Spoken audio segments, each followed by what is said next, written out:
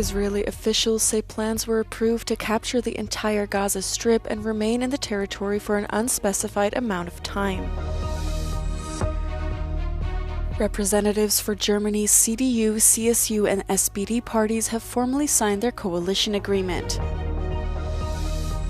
The 18th anniversary commemorations of VE Day started in London with thousands lining the streets to honor those who died. British troops marched alongside NATO and Ukrainian soldiers. Israel has approved plans to capture the entire Gaza Strip and remain in the territory for an unspecified amount of time, according to two Israeli officials. If implemented, the move could vastly expand Israel's operations in the territory and likely bring fierce international opposition. Officials said the plan is meant to help Israel achieve its aims of defeating Hamas and freeing the remaining hostages. It would also push hundreds of thousands of Palestinians to southern Gaza, what would likely exacerbate an already dire humanitarian crisis. Israel has blocked the entry of all humanitarian aid into Gaza for 2 months and says it also seeks to prevent Hamas from distributing aid under the new plans. According to an internal memo sent to aid organizations, Israel wants to use private security companies to control aid distribution. The United Nations said in a statement it would not participate in the plan, saying it violates its core principles.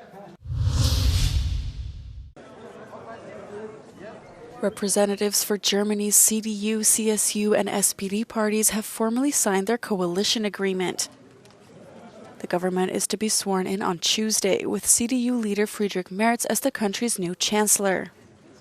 Wir leben in Zeiten eines tiefgreifenden Wechsels, eines tiefen Umbruchs. Und wir leben in Zeiten großer Verunsicherung. Und deswegen wissen wir, dass es unsere geradezu historische Verpflichtung ist, diese Koalition zum Erfolg zu führen. Wir sind dazu gemeinsam entschlossen.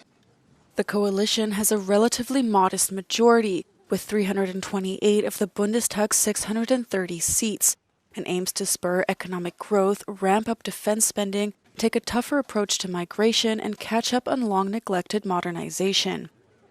The Union and Social Democrats have governed Germany together before in the 1960s and more recently in 3 of the 4 terms of former Chancellor Angela Merkel.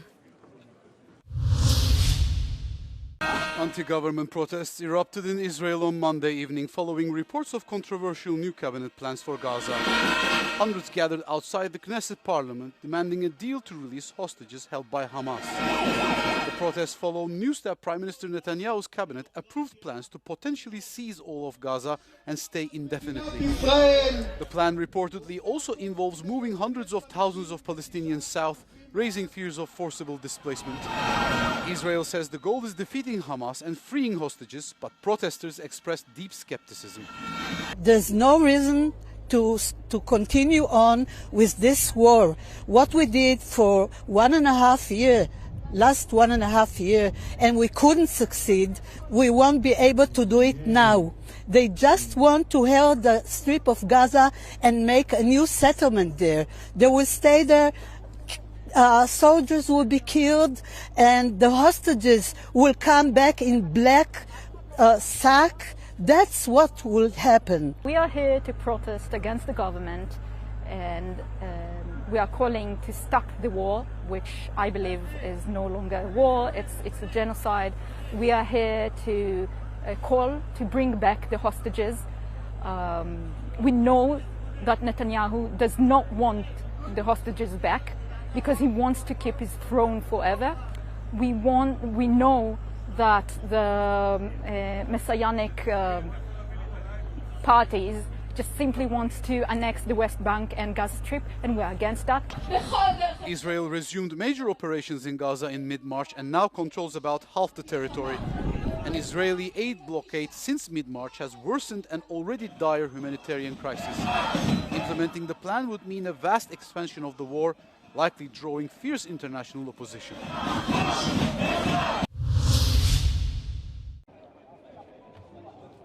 The hard-right nationalist candidate George Simeon secured a decisive win on Sunday in the first round of Romania's presidential election.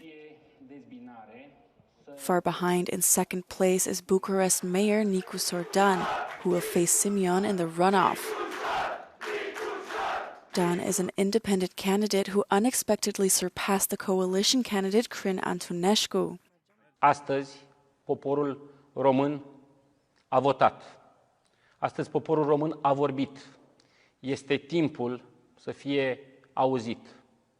În ciuda obstacolelor, în ciuda manipulărilor, în ciuda unei prese plătite să ne înjosească zi de zi, românii s-au ridicat. The vote took place for a second time after Romania's top court annulled the previous election following allegations of electoral violations and Russian interference. Far-right outsider Călin Georgescu, who topped that round, is under investigation and was barred from the rerun. Romania now faces a tough battle in the second round in 2 weeks, where it will have to choose between an inward nationalist candidate and a pro-EU and pro-NATO one.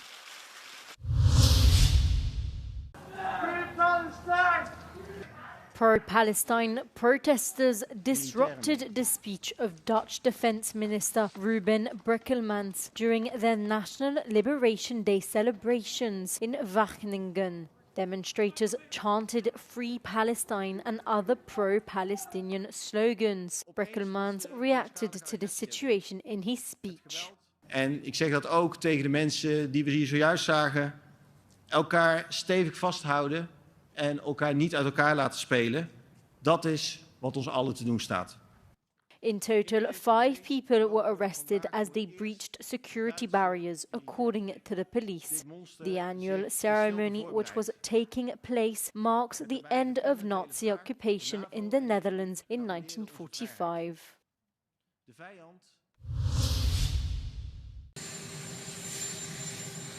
US President Donald Trump is now targeting films made abroad in the latest expansion of his ongoing tariff war.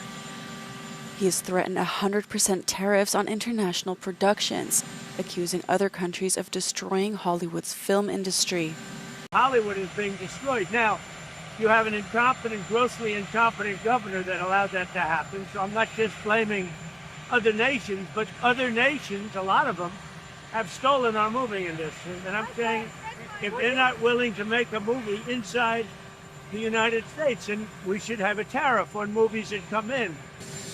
Trump also announced that he wants to reopen the notorious and long-shuttered Alcatraz prison, suggesting illegal immigrants could be detained there without trial.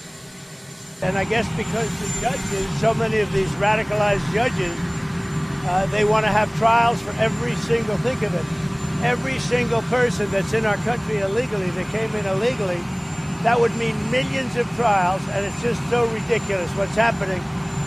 And it's long been a symbol, Alcatraz, of whatever it is. I mean, you know, it's a sad symbol, but it's a symbol of law and order.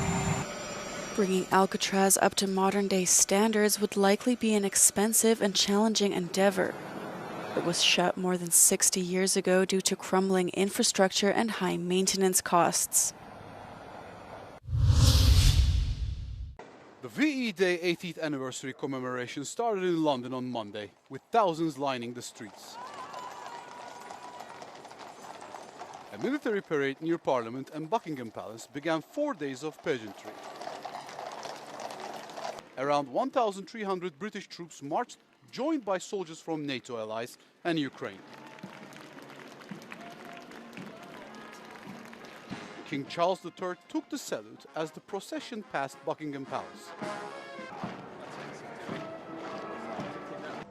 At noon, Big Ben tolled, and actor Timothy Spall recited Churchill's 1945 victory speech.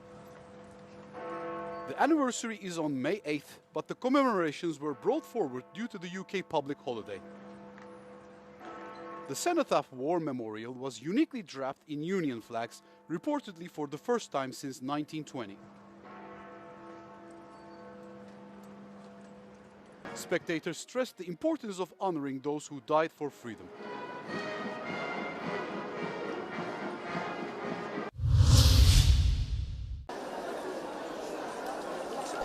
Houthi rebels in Yemen have announced a siege on Israel's airspace after a missile launched by the group briefly halted flights at Tel Aviv's Ben Gurion airport on Sunday.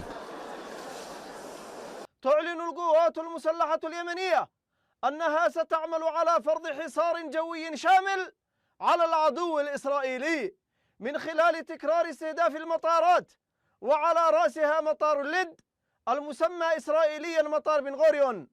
The Iranian-backed rebels said international carriers should cancel all their flights to Israel in order to, quote, safeguard their passengers. Israel has vowed retaliation for yesterday's attack, with Prime Minister Benjamin Netanyahu saying, quote, there will be bangs. Flash floods hit Jordan following heavy rain on Sunday, forcing hundreds of tourists to evacuate the ancient city of Petra.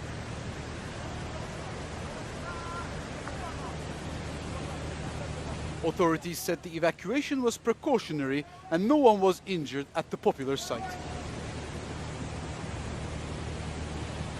But tragically, a Belgian mother and son died in a separate flash flood incident on Sunday in the Wadi El Nakhil area.